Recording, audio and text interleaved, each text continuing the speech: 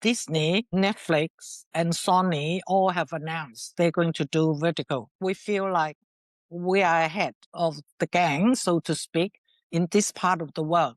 The ones that we have done, average is about 1.8 million subscription or 2 million, right? Multiply 2 million by $20 US every week. We're turning out new series. So if you think that someone invests, say, $500,000 to do a series instead of 200 million to do Thor or Superman, it's true that it's a really lucrative business. This is the newest industry that is expanding very fast, and it's new skills, it's new opportunities for talents. So my company is very happy to support and provide those opportunities.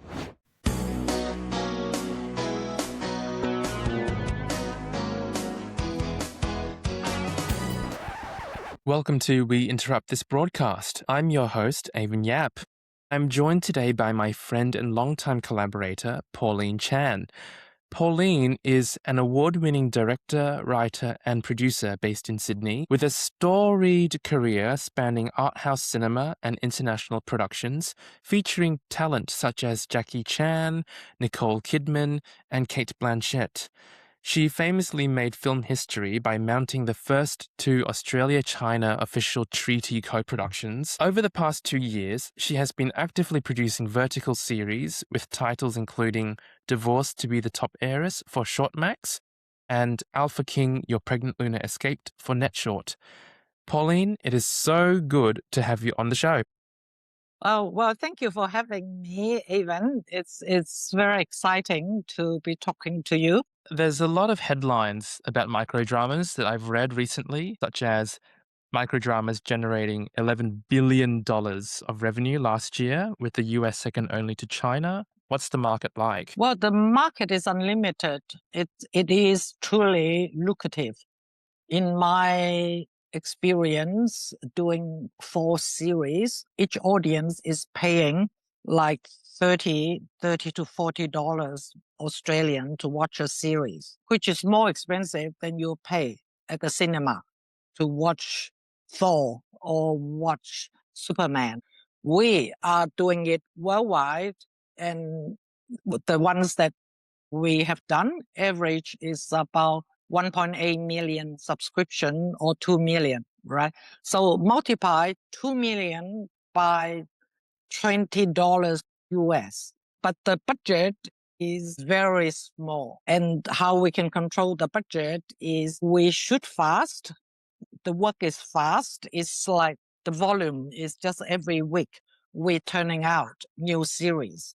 So if you think that someone invests, say, $500,000 to do a series instead of 200 million to do Thor or Superman, you return like 40-fold of subscriptions. So it's true that it's a really lucrative business. Already we had people, private investors who's never been in film or TV series. They are saying, hey, how about we give you the money and you set up a platform and you do all of this. But we're not doing it because you're competing against TikTok. But we are getting ready now that recently Disney, Netflix, and Sony all have announced they're going to do vertical. They're developing a vertical division of their streamers business. So we'll be ready because we can show we get 2 million viewers at $25 US dollars per ticket. That is amazing kind of volume. So we feel like we are ahead of the gang, so to speak, in this part of the world. There are people doing it in China. There are people doing it in Japan now. The same clients who commissioned us and gave us the money to make them, they are also commissioned in Japanese language for the Japanese market. But we are actually more advantageous because our actors can do American accents or British accent. So we just can bid away the productions that are rightly for Canada, for the US, for England to shoot it in Australia with Australian cast and crew. So I feel it's really great.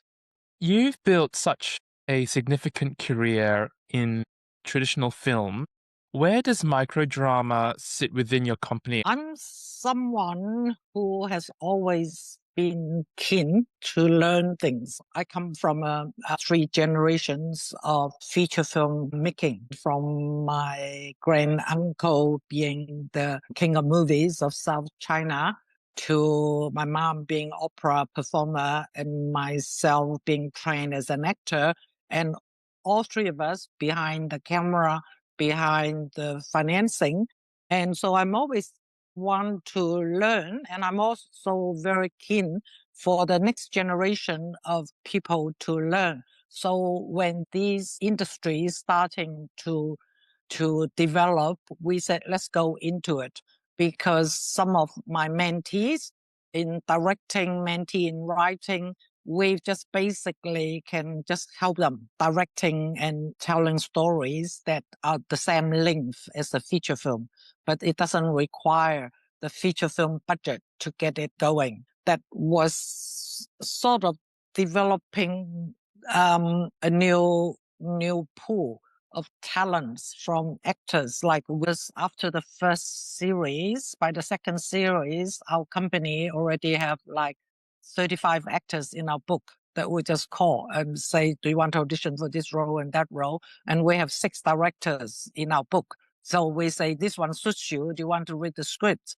And here's the budget. Here's the schedule, you know. So it becomes easier and easier the more you do it. I'm still the key driver of feature films, and also I'm breaking into TV series as well as writer, director, and producer. But there's so much more room and opportunities in this vertical drama series for newcomers. So my company is very happy to support and provide those opportunities. And you were saying earlier that these vertical series are the same length as feature films, but they do not require the same budget. Can you tell me more of what that means? That means the script is about 120 minutes long screen time, and that's a feature film screen time, right? However, but the budget is lower, and the audience expectation of watching someone vertical on the iPhone is different than you're going to the big screen and seeing the whole, you know, the mansion is an entire mansion. You cannot lie, you cannot cheat in a movie.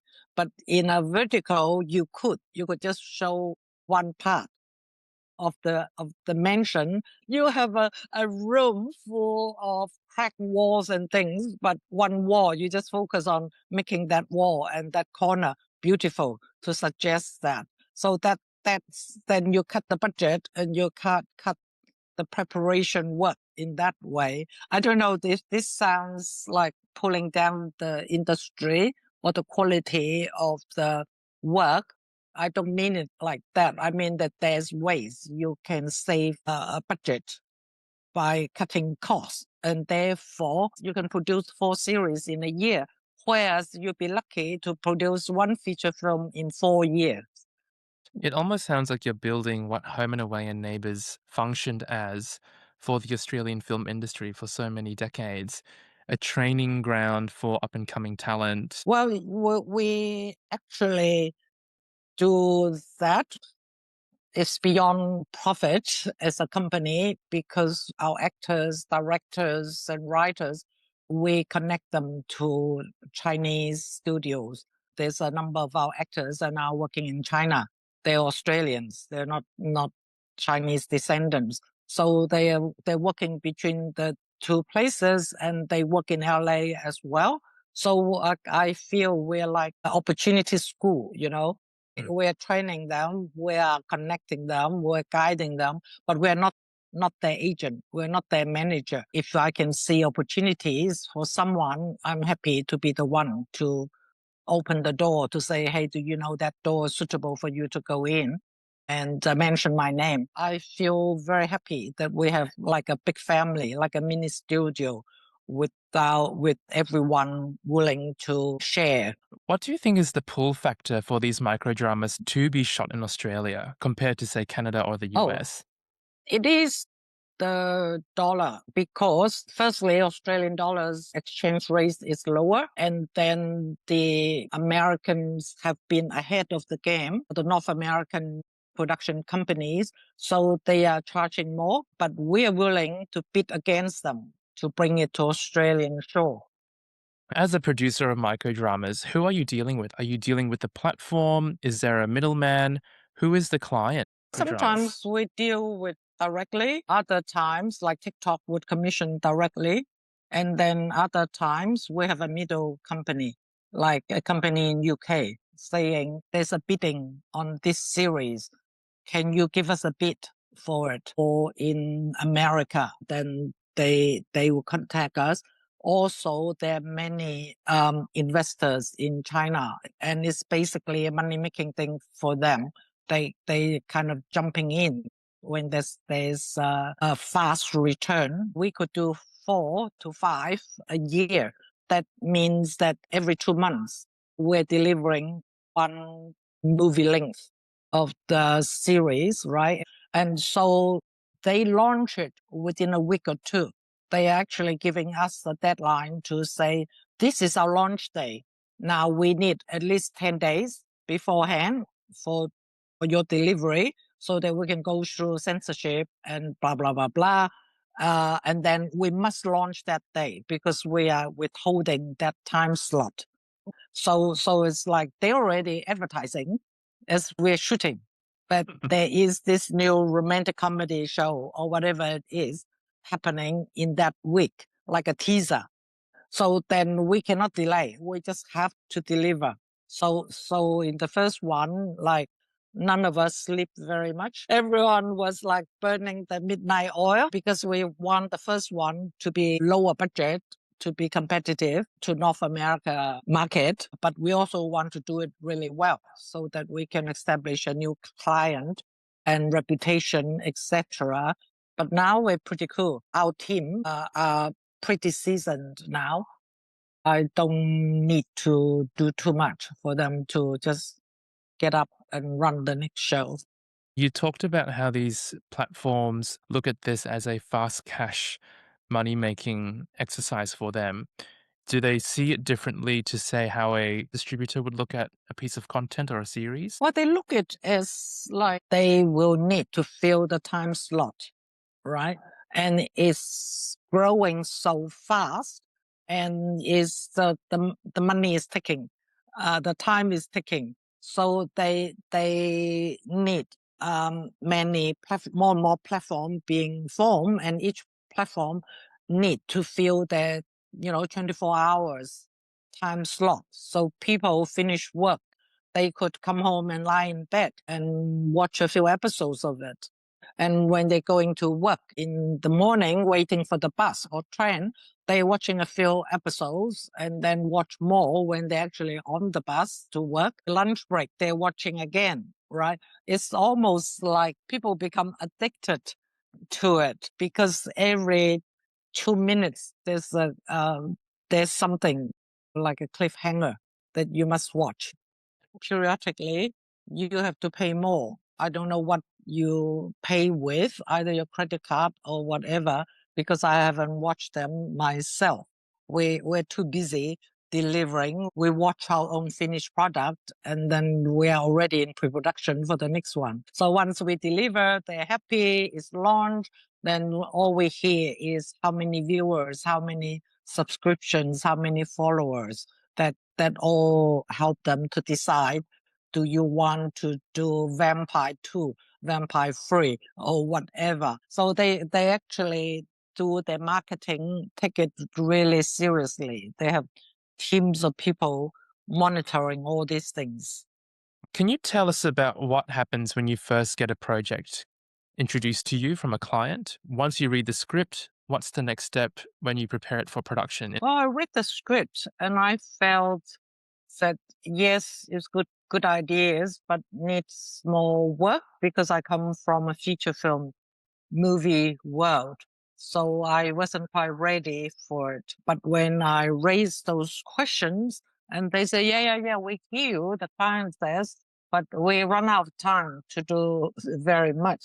Now we'll pay you and you get your writers to go and do it, right? So the money makes sense and opportunities for young Australian writers, like quickly do this in 5 days and you get paid this much.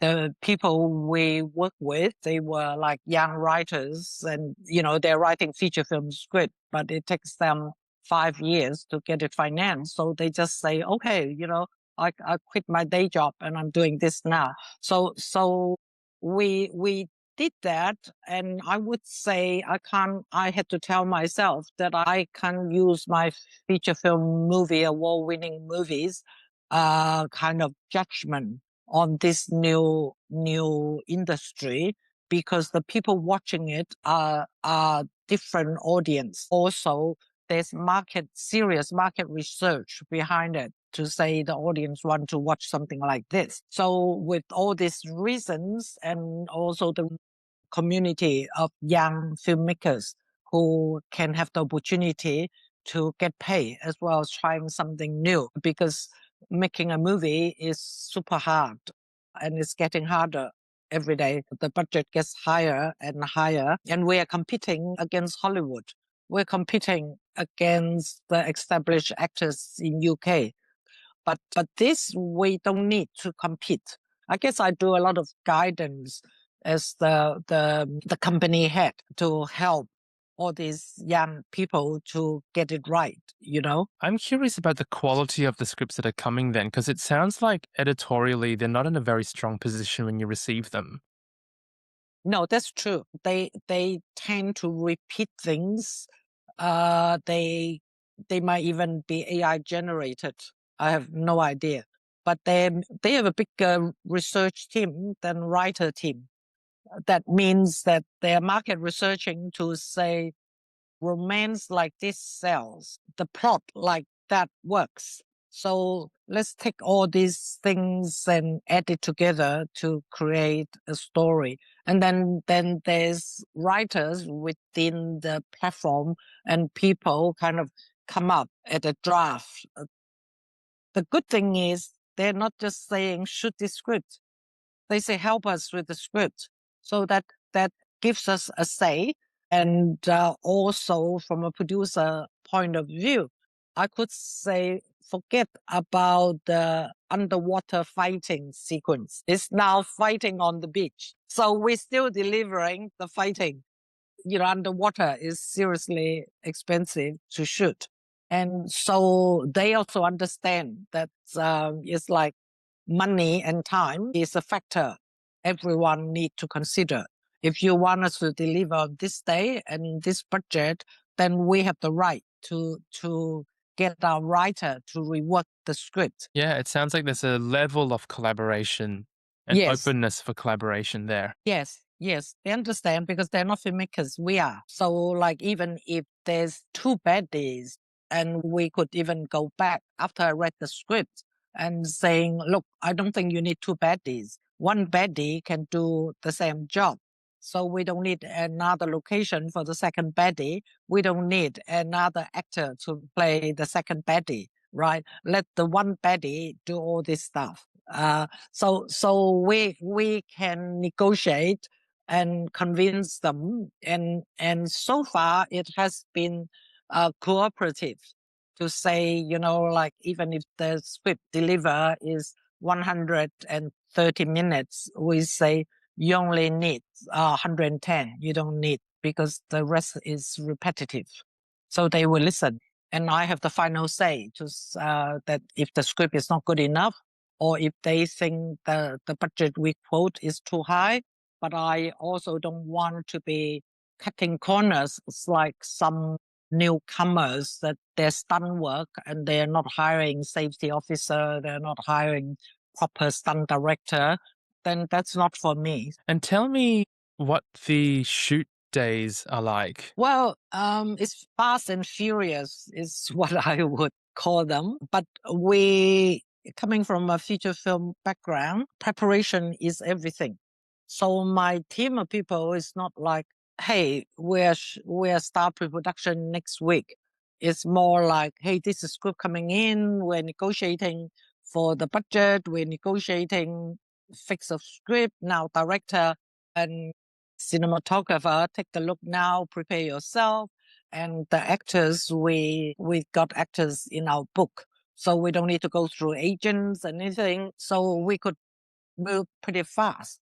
In the first series, two actors, the two leads we had never appeared in any drama before. So we have the guts to cast them because we can see my experience in filmmaking for 30 years actually pays off to say, do a self-tape audition and we can say yes to this one, not to this one, and then we propose three choices to our client. They're not allowed to see too many because it's time consuming, right? They have to trust. There's a lot of trust, I would have to say. So I think the time and the money restraint is what help us to have the right to negotiate.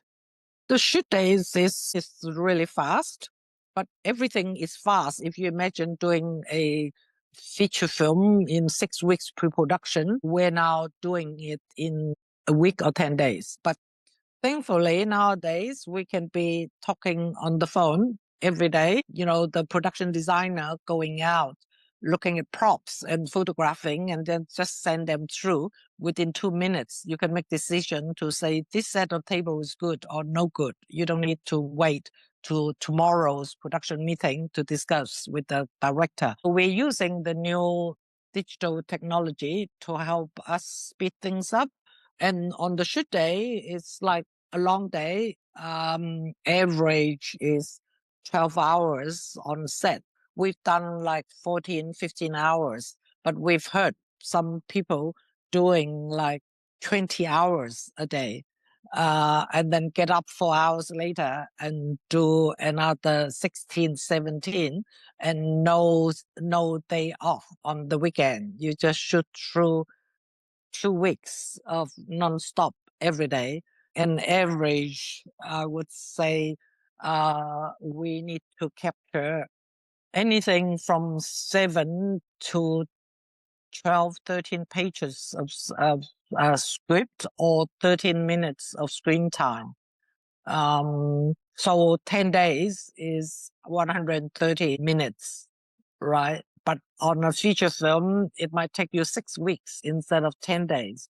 You get away with it because it's so vertical. You're only seeing part of the image. The most of the focus is on the characters. So there's a lot of close-ups, a lot of mid shots, and not horizontal kind of. You see the whole landscape. How sustainable is this?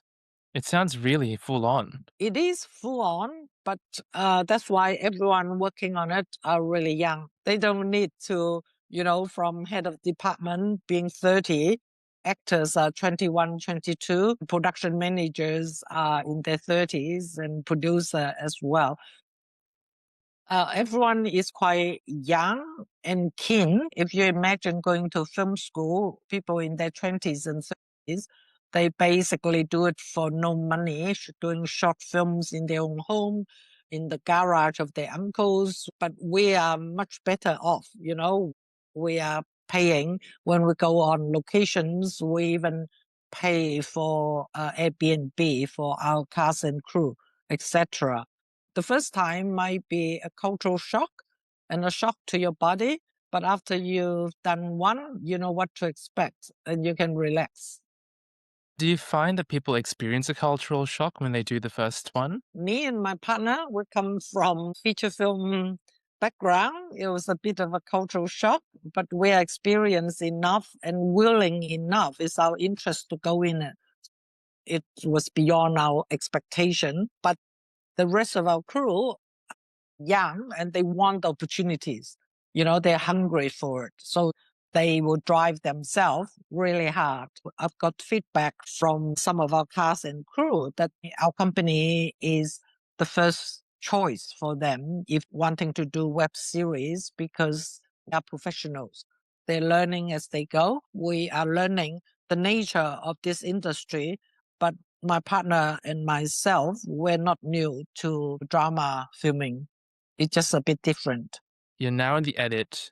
What's that process like? It's pretty fast, maybe 2 weeks, instead of a big team of editors and post-production supervisor, etc. We got one editor and a part-time assistant. So we just keep loading up episodes as we finish, and then we get the feedback almost instantly or overnight from our platform people. We look at the notes and we do another pass, and then we deliver. That's it. How do you build in a cliffhanger every 60 seconds? It's actually quite easy. Imagine that in a feature film, that's 3 minute scene, right? So the bad husband comes home and argue with the wife. He raised his hand, cliffhanger, cut there. Will he hit her or will he not? Right? And then the next episode is we recap him raising the hand and she blocks it with a rolling pin and breaks his wrist. So, and then what is he going to do? He's going to go and push her against the wall and going to do something to her. Cut. End of that episode, right? So in a 3 minute scene or 5 minute scene in a feature film, it's cut up in 3 places. That's all. So it seems like your turning points are a lot smaller in scale. Well, we are about 2 minutes per episode. So you have to build in every 2 minutes something is going to be hanging there. Will he kiss her or will he not? Will he hit her or will he not? And so it's that sort of format. It seems a bit like a soap opera. Oh yeah, it's more or less Days of Our Life. I was quite shocked when I was complaining to an American actor who was working on 2 of our series. I said, "How are you finding this pace?" And he said, "I worked for years on Days of Our Life, and we shot the entire 45 minutes in one day." So this is nothing for him. There's nothing for him. He said, all you need is the actors learn our lines, and then, like Days of Our Life, all the locations are on a film lot that they built. So they use it again and again, many episodes, right? It's the same characters. So, okay, this is Tom's house. Okay, the actors getting changed. The team is moving next door to pretending to be Tom's house. And is the actor Tom ready? Yes, call him on set and now block it. So it's sort of like really interesting to me to know that we're actually not breaking ground here. That Days of Our Lives been going on for years. 45 minutes in one day. Can you imagine that? We are only doing average 10 to 12 pages or minutes a day. So we're already ahead of Days of Our Lives. And are you having to build sets? No, we don't build sets, but we find locations, and sometimes we use the same locations that we have used before because there's easy reach. Well, I wanted to shift gears a bit and talk about breaking into the microdrama space. We have a number of producers who listen to our podcast, and if you're a producer trying to enter into the vertical series microdrama space today, where do you actually start? Well, I guess you could do some shorts and things. You need to convince the client because it's fast and furious. So once they sign the contract, the money is in your bank in 3 days. Why would they trust you, right? But if they don't give us the money in 3 days, we're not starting the engine neither. So the trust is terribly important. Either they've done some work that they can show to the clients what they can do, or they produce things that are in-house with trusted cast and crew, and then convince someone that they can do it against other company that more established so that they can do it cheaper and there's attraction for the clients to consider. But I don't know. It's not my experience. And how did you get your start? How was it like finding your first client? Well, they actually come to us.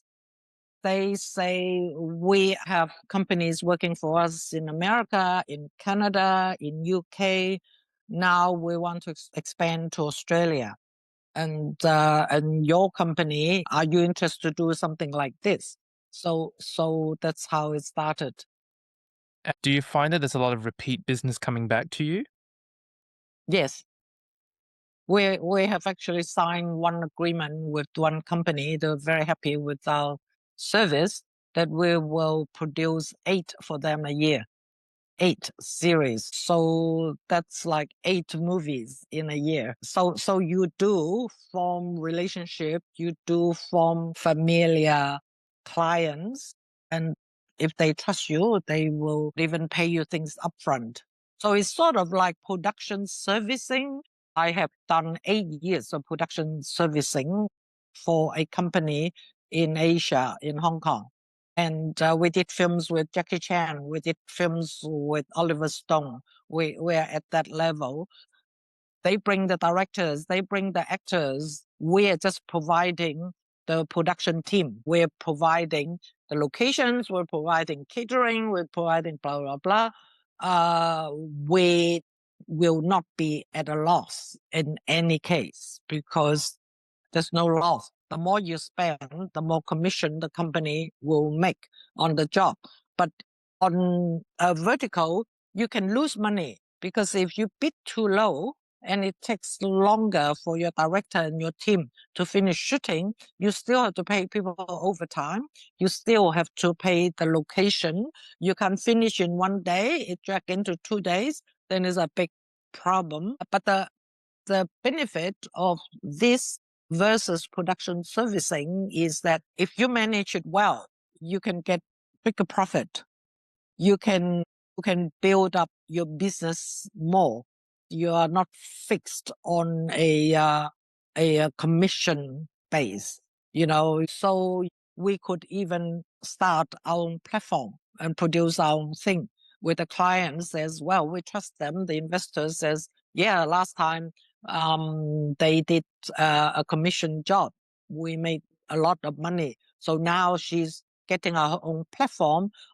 If you are ambitious and have that interest, you could do that. So there's benefit in that, but also there's no director coming on board. The directors are hired by us. So we're in control of, it's like a mini studio.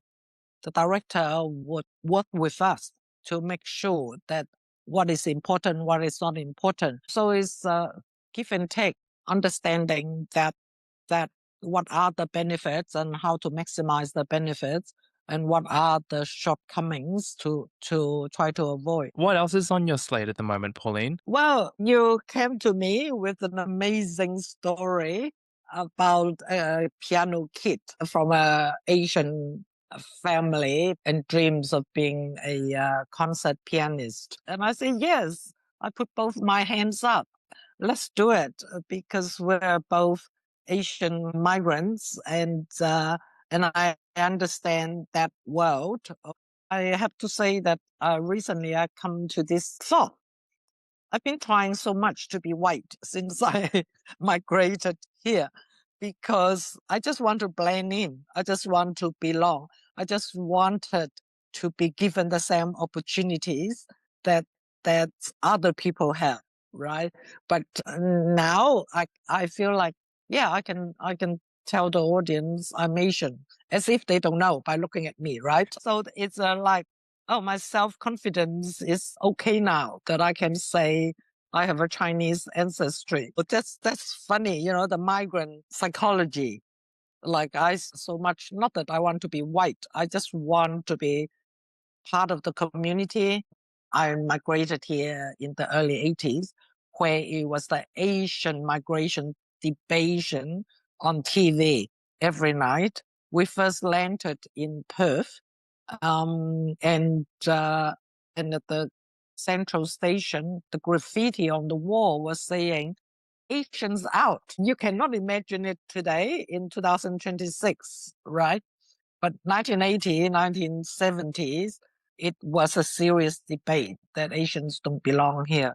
So I'm glad we survived. I think people are people. You either have what it takes to be successful, or you don't, you have the ambition, or you don't, but also there's luck involved. You happen to meet someone and make a connection and good things happen. I'm very grateful that Australia has given me opportunity of scholarship to film school and things like that. So I wouldn't be here today otherwise. And how fortunate of us to have connected to make our film Piano Mums together.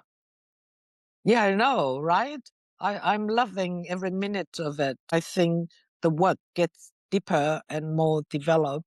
And the fact that my side business of vertical can sustain us going through the development, as they say in America, development hell. It could be 3 years, 4 years before you see the film getting out. And even Jane Campion notoriously keeps saying that even her films, she's not lack of investors or funding, but it usually took her 7 to 9 years from the concept to the screen. And how many 7 and 9 years do we have in a lifetime? We ask all of our guests one question, which is, what's one big idea that could shape the future of the Australian screen industry? I think that is a multi-million dollars question. What Australia has is huge amount of talent and willingness and goodwill and support from our government. But the system needs to review itself all the time and need to learn something from international organizations and filmmaking institutes. Because sometimes for me, my own personal experience is things got stale. Each filmmaker has two doors to knock on. One is the state government, one is the federal government. Whereas internationally, you have multiple doors to knock on from private company needing projects and having money to finance, etc., which we don't really have in Australia. You know, the two agencies need to have constant review, is my view, about how to support the people who has the talent and deserve to break out. And from our point of view, as filmmakers, we need to broaden our mind. We need to broaden our networking situation to find people that you can work with instead of just struggling forward by yourself.